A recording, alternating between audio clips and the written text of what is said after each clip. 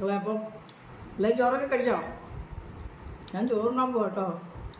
കറികളെ ഇതൊക്കെ തട്ടിക്കൂട്ട് കറികളാണ്. ഇത് നമ്മുടെ ഇന്നത്തെ വിഭവമാണ്. ഇത് സ്പെഷ്യൽ തക്കാളി തോരനാണ്. മീനിൻ്റെ അതേ ടേസ്റ്റിൽ തക്കാളി ഓരം വെച്ചിരിക്കുന്നതാണ്. ഇത് കണ്ട കൊഴുവ, അയിലക്കൊഴുവ എന്ന് പറയും നമ്മുടെ ഇവിടേക്ക്.